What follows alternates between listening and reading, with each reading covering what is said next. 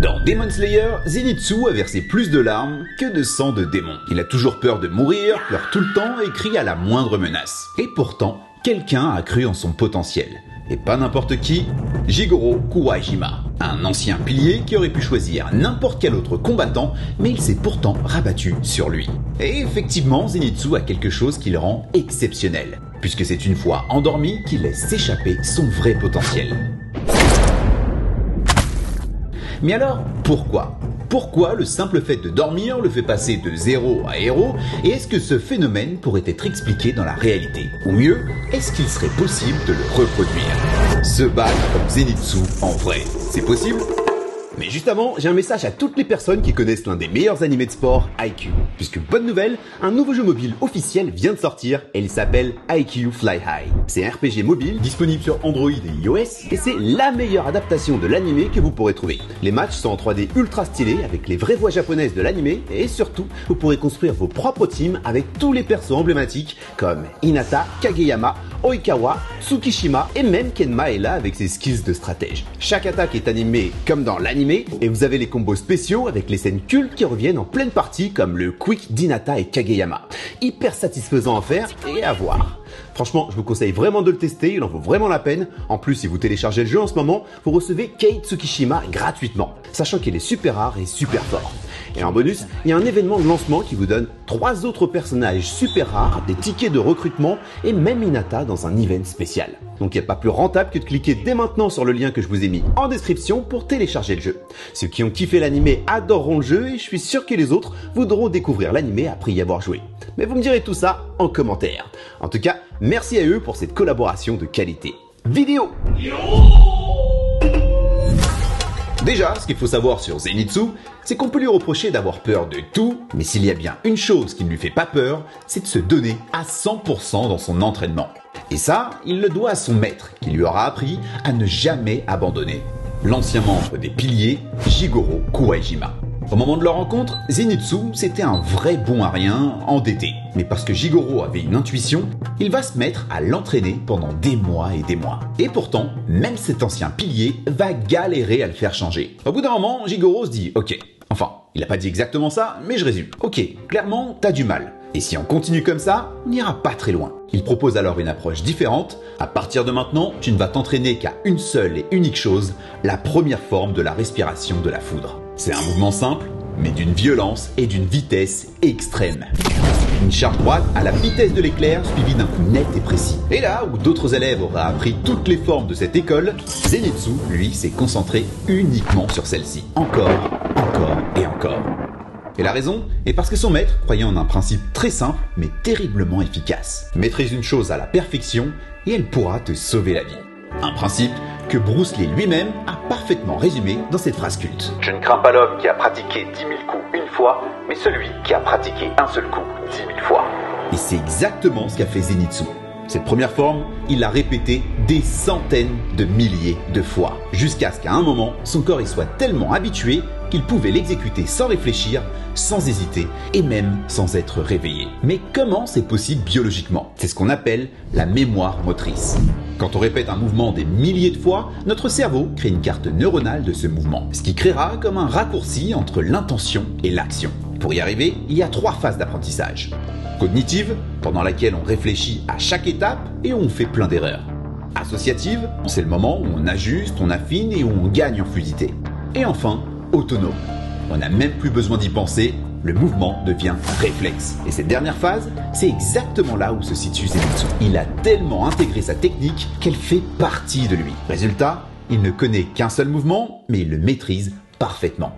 Et ce mouvement, qui fait partie de son instinct, devient une extension de son corps, une technique tellement répétée et maîtrisée que même inconscient, il peut la déclencher avec une précision létale. Mais alors, pourquoi est-il si nul quand il est réveillé ?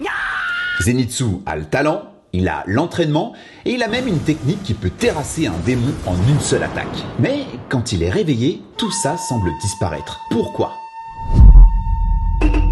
ben, comme on l'a dit au début, il n'y a pas plus peureux que lui. De tous les animés que j'ai vus dernièrement, je ne me rappelle pas avoir vu un personnage autant crier, pleurer et avoir peur. Il manque de confiance en lui et il n'est même pas conscient de son potentiel. Ce qui montre que ce qui le retient vraiment, c'est lui-même en fait. C'est un monstre au combat qui est juste tétanisé par ses peurs. Et justement, ce trait qui le rend insupportable par moments, c'est aussi ce qui le rend très humain et qu'on pourrait tous connaître un jour.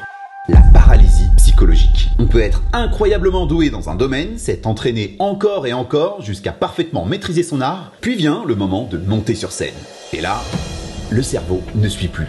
Rien ne sort, c'est le gros blocage. C'est ce qu'on appelle souvent en sport ou en art l'auto-sabotage. Ça arrive très souvent et je suis sûr qu'il y en a parmi vous qui ont des exemples en tête de choses qu'ils ont vécues en ce moment. Il y a plein de raisons pour lesquelles ça peut arriver, de la peur du jugement pour l'acteur de théâtre, à la pression de la réussite pour un sportif ou un compétiteur en e-sport. En passant même par l'environnement qui peut parfois tout changer. Imagine, t'as appris à faire un salto arrière, tu l'as répété des dizaines de fois sur de la mousse, là où tu sais que tu ne risques pas de te blesser, mais maintenant, on te demande de le faire sur du béton. Ton cerveau bloque. Tes jambes ne veulent pas sauter, ton corps est capable, mais ton mental refuse de te laisser faire. Et la raison, c'est parce que ton cerveau anticipe le risque. Même si ce risque est maîtrisé, c'est cette anticipation qui va te paralyser. D'ailleurs, si ça vous est déjà arrivé, ce serait vraiment intéressant de me le dire en commentaire. Et au passage, si vous aimez le délire d'imaginer la fiction dans la réalité, vous êtes au bon endroit. Alors n'oubliez pas de vous abonner à la chaîne pour ne rater aucune des prochaines vidéos que je vous prépare. Merci pour le soutien. Être bloqué alors qu'on est doué, ça prouve que ce n'est pas une question de compétence, mais de mental. Et c'est exactement ce que Zenitsu connaît quand il pense qu'il risque sa vie pour quelque chose d'aussi anodin que de sauter d'un arbre. Dans le cerveau, c'est dans l'amygdale que ça se passe. La partie qui gère la peur, le danger et l'anticipation des menaces. Et chez une personne comme Zenitsu, cette alarme intérieure est en sur-régime permanent. Résultat, son corps sait quoi faire, mais son cerveau refuse d'agir. Imaginez ce que ça doit être pour ceux qui font du parcours. T'es au bord d'un toit, tu sais que tu peux sauter et atterrir de l'autre côté, tu l'as fait 1000 fois. Mais là, une petite voix dans ta tête te dit « Et si tu tombes? Et si tu rates? Et si tu meurs ?» Zenitsu le vit en permanence, mais il y a bien un moment où cette voix se tait. Un moment où Zenitsu ne doute plus, un moment où il devient ce qu'il est réellement capable d'être. Et ce moment, c'est quand il dort. Quand Zenitsu dort, qu'il perd conscience, il ne réfléchit plus, il ne doute plus, et surtout, il n'a plus peur. Parce qu'il n'est plus en train de penser, il laisse l'instinct prendre le dessus. Cet instinct qu'il a gravé au fond de lui grâce à son entraînement, sa technique et ses réflexes. En science, c'est ce qu'on appelle le comportement automatique. Un ensemble d'actions que le cerveau peut déclencher sans passer par la conscience. Pour le commun des mortels, c'est comme marcher, manger ou faire du vélo. Et pour les plus doués d'entre nous, c'est faire du piano ou même un sport de combat, comme la boxe. Toutes ces choses peuvent être faites sans réfléchir. Et si on pousse cette idée plus loin, est-ce que ça voudrait dire qu'on pourrait vraiment se battre en dormant comme Zenitsu? Comment un corps endormi peut-il exécuter des mouvements complexes, rapides et précis sans la moindre conscience? C'est là qu'on entre dans le cerveau endormi. Et vous allez voir, c'est bien plus actif qu'on l'imagine. Pendant qu'on dort, notre cerveau, lui, charbonne. Le sommeil est divisé en plusieurs phases, mais ce qui nous intéresse ici, c'est deux choses. Le sommeil lent, où le cerveau se met au repos, et le sommeil paradoxal, ou REM, pour Rapid Eye Movement. C'est pendant cette phase que notre cerveau s'active, presque comme si on était éveillé, et c'est aussi à ce moment que les rêves ont lieu.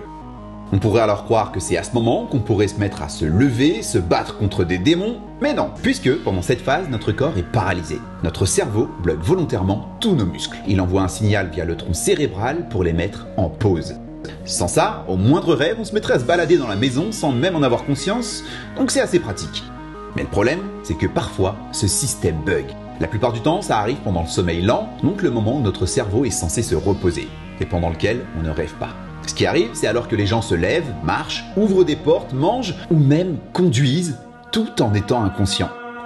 Comme en 1987, quand un homme se levait pour se rendre à sa voiture et conduire 20 km avant de blesser son beau-père et tuer sa belle-mère. Il sera par la suite acquitté car reconnu somnambule. Alors est-ce que cet homme est vraiment somnambule ou est-ce qu'il a juste de très bons avocats? Ça, je vous laisse juger. N'empêche que le somnambulisme est réel et qu'il arrive parfois aussi pendant la phase des rêves. Et là, on entre dans le cas le plus proche de Zenitsu puisque c'est souvent là que les gens deviennent violents. La personne à qui ça arrive peut se mettre à crier et à donner des coups de poing, ce qui amène parfois à blesser la personne avec qui on dort. C'est un vrai problème, surtout qu'à son réveil, exactement comme Zenitsu, la personne ne se souviendra généralement de rien. Alors quand quand ça arrive à monsieur et madame tout le monde, c'est un problème, mais il y a toujours moyen de le maîtriser. Mais imaginez que ça arrive à quelqu'un qui, je sais pas moi, maîtrise à la perfection le souffle de la foudre. Lui qui court toujours après les filles, il y a peut-être une théorie à faire sur le nombre de filles qu'il a tranchées pendant son sommeil.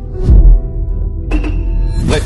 Maintenant qu'on a compris que le cerveau peut débloquer le corps en dormant dans certains cas extrêmes, reste une question importante. Est-ce qu'un corps endormi peut vraiment bouger avec autant de coordination, de vitesse et de précision que lorsqu'on est réveillé? Eh bien, pour réaliser son attaque en dormant, Zenitsu doit réunir plusieurs conditions. Déjà, se déplacer sans tomber. Ensuite, qu'il sache où sont les ennemis autour de lui. Et surtout, qu'il puisse enchaîner des gestes complexes de combat comme s'il était pleinement conscient. Et il est vrai que chez les somnambules, on a observé des comportements surprenants. Marcher dans la maison, monter des escaliers, ouvrir un frigo, conduire 20 km et tuer ses beaux-parents, mine de rien, faut quand même un minimum de coordination. Une posture stable, un équilibre et une orientation dans l'espace.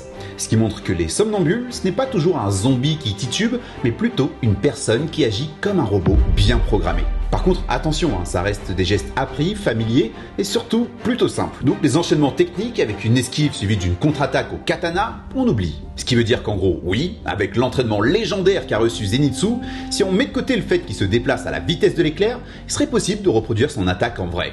Mais là où ça devient exagéré, c'est quand il commence à inclure les esquives, comme pendant son combat contre le démon araignée. Après, ce qui est impossible pour nous, ne l'est pas forcément pour Zenitsu. Et s'il arrive à esquiver les attaques pendant son sommeil, c'est peut-être grâce à un autre avantage, son ouïe super développée. C'est là que Zenitsu devient encore plus intéressant, puisque dans l'anime, il est doté d'une ouïe surdéveloppée. Il entend des choses que personne ne perçoit. Et ça change tout. Dans la vraie vie, certaines personnes, dont les aveugles et malvoyants, utilisent l'écolocalisation pour se repérer. Avec leur langue, ils produisent un petit clic. C'est ce qui leur permet d'analyser les échos sonores autour d'eux pour en quelque sorte voir leur environnement. Un peu comme le font les dauphins pour repérer leur proie d'ailleurs. Le son qu'ils émettent rebondit sur la surface et revient à leur système auditif. En fonction du temps que ça prend, ils peuvent en déduire la distance. Alors, est-ce qu'on peut faire ça en dormant? Honnêtement, j'en sais rien.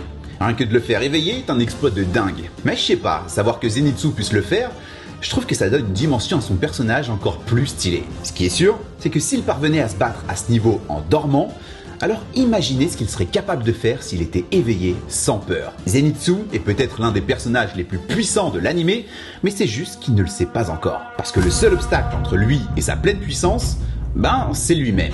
Maintenant, si vous voulez devenir pourfendeur de démons, il faudrait commencer par maîtriser la base, le souffle. Et ça tombe bien, puisque c'est exactement ce dont on parle dans cette vidéo, maîtriser le souffle comme dans Demon Slayer. En vrai, c'est possible.